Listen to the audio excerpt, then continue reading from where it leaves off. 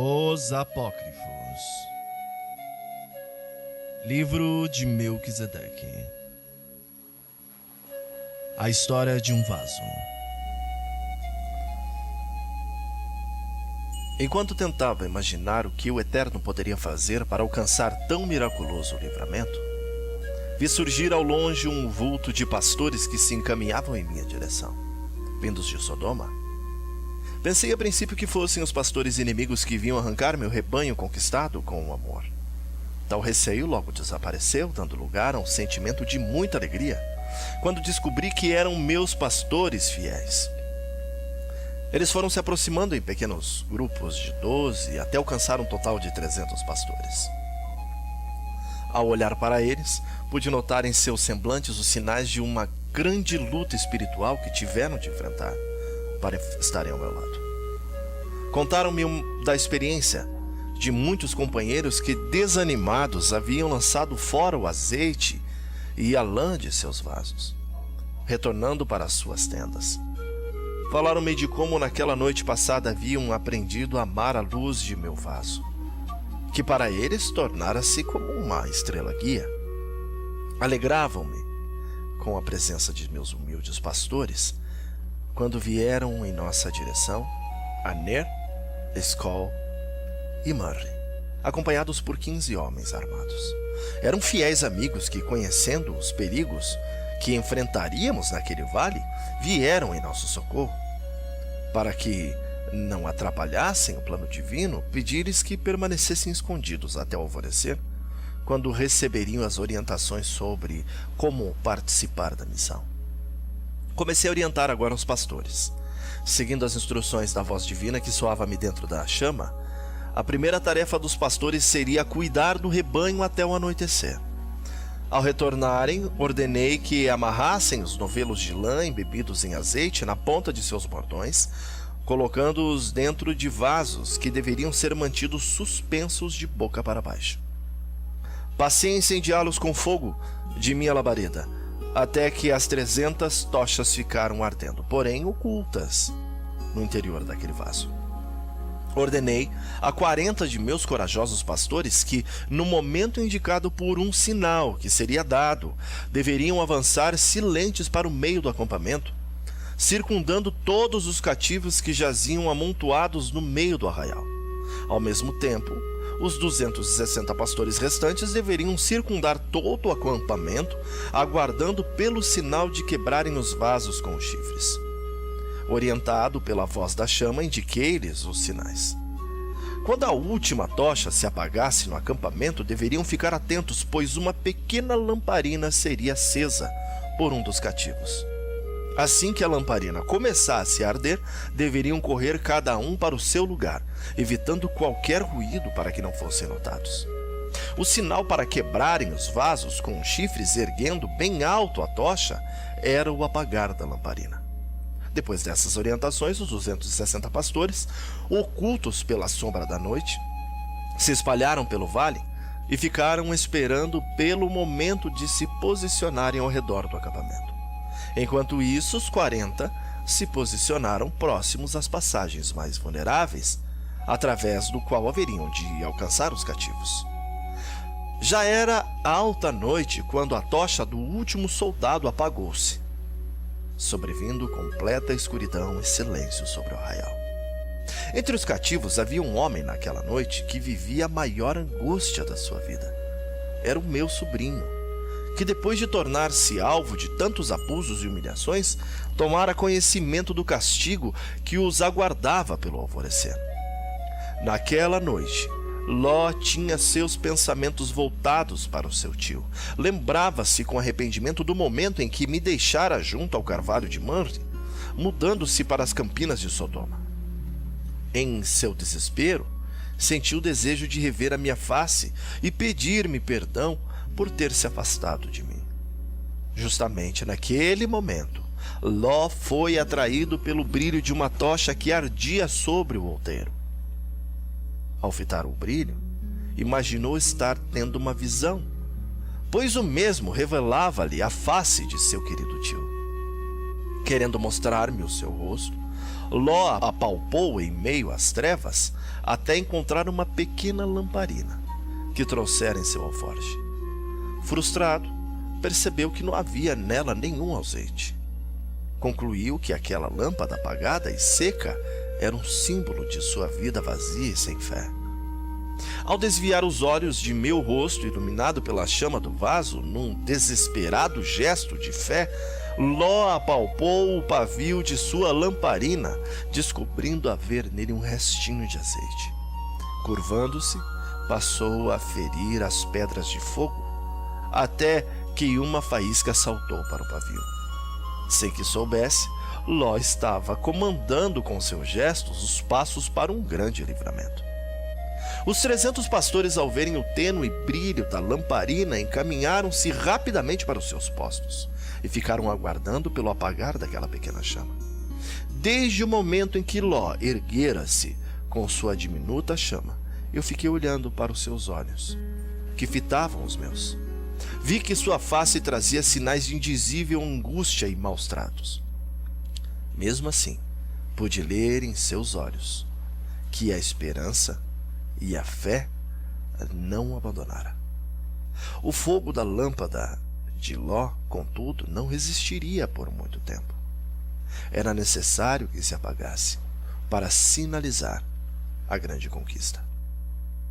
Quando a escuridão voltou a cobrir a face de Ló, meus 300 pastores arremeteram seus chifres contra os vasos que mantinham ocultas as tochas ardendo. Um grande ruído, como de cavalaria em combate, ecoou por todas as partes enquanto as tochas eram suspensas. Os 300 chifres, usados até então para conduzir o rebanho, soavam agora como trombetas de conquistadores. Todo o acampamento despertou-se num único salto, e sem saber como escapar de terrível investida que partia de fora e de dentro, os soldados começaram a lutar entre si, enquanto os meus pastores permaneciam em seus lugares, fazendo soar os chifres. Os castivos ficaram muito espantados a princípio, mas pouco a pouco foram tomando consciência do grande livramento que estava se operando a seu favor. Quando amanheceu, revelou-se aos nossos olhos um cenário de completa destruição. Todo o arraial estava coberto por milhares de corpos rasgados pelas próprias espadas e lanças. Somente uns poucos conseguiram fugir daquele acampamento de morte, mas foram perseguidos pelos meus 18 aliados, que estavam armados, sendo alcançados em Robá, que fica à esquerda de Damasco. Enquanto isso, os cativos, agora libertos, recuperavam todas as riquezas que haviam sido saqueadas pelos inimigos. Do cimo do outeiro, enquanto eu vibrava com alegria dos cativos naquela manhã de liberdade, ouvi a voz do Eterno falando-me do meio da chama. Este livramento que hoje se concretiza representa o livramento que hei operar nos últimos dias, salvando os remanescentes de teus filhos do cerco de numerosas nações, que se aliarão a Gog com o propósito de destruí-los. Naquele dia em que triunfarem sobre o meu povo, a minha indignação será muito grande, e contenderei com ele por meio da peste do sangue. Chuva inundante, grandes pedras de saraiva, fogo e enxofre farei cair sobre eles, sobre as suas tropas e sobre muitos povos que estiverem com ele. Assim eu me engrandecerei, vindicarei a minha santidade e me darei a conhecer aos olhos de muitas nações, e saberão que eu sou Adonai Elohim. E sobre a casa de Davi e sobre os habitantes de Jerusalém derramarei o meu ruar de bondade e de súplica. Olharão para mim a quem transpassaram, pranteá-lo-ão como quem pranteia por um unigênito, e chorarão por ele, como se chora amargamente pelo primogênito.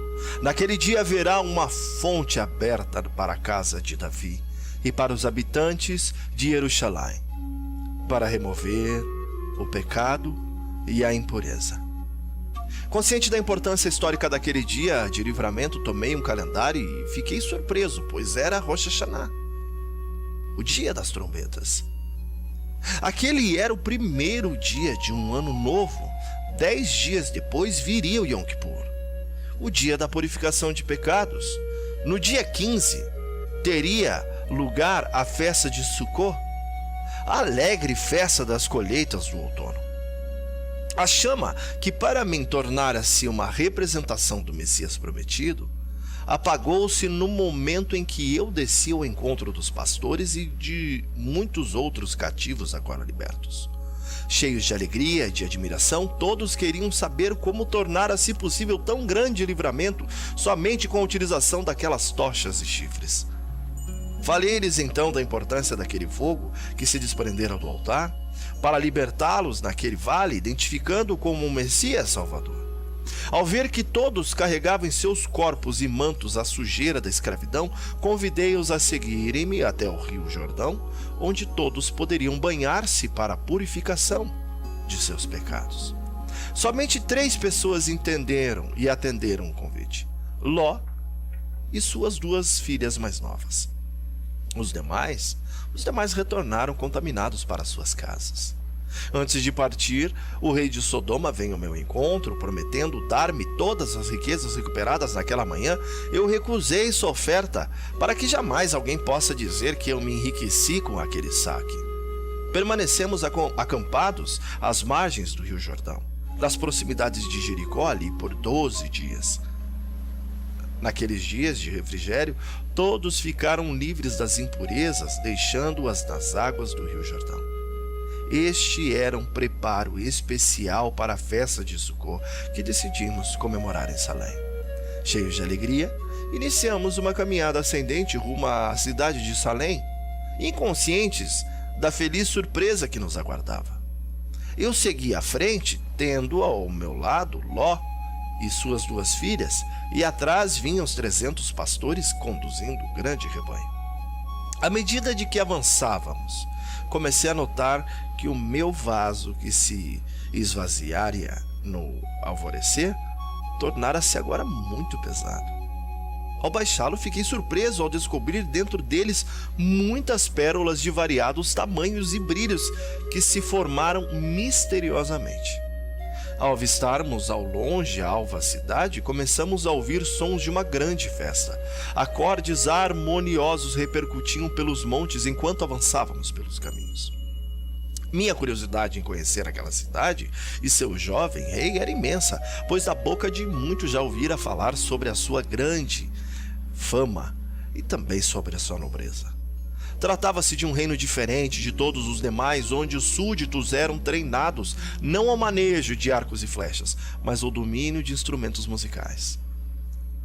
Melquisedeque, o seu jovem rei, regia a todos com um cetro muito especial, um alaúde, pelo qual pagaram um preço elevado. Enquanto crescia em mim a alegria por estar nos aproximando da cidade do grande rei, vimos uma multidão vestida de linho fino, puro e resplandecente. Saindo ao nosso encontro, todos tangiam instrumentos musicais, enquanto cantavam um hino de conquista. À frente da multidão, vinha um jovem tocando um alaúde, trazendo na fronte uma coroa repleta de predas preciosas, que brilhavam sob a claridade do sol poente, e eu tive a certeza de que aquele era o tão aclamado rei de Salém. Ao nos encontrarmos, ficamos surpresos com a saudação que nos fizeram. Inclinando-se diante de mim, Melquisedeque afirmou: Bendito és tu, Avraham, servo de Adonai Elohim, que possui os céus e a terra, e bendito seja o Eterno, Altíssimo, que entregou os teus adversários nas tuas mãos.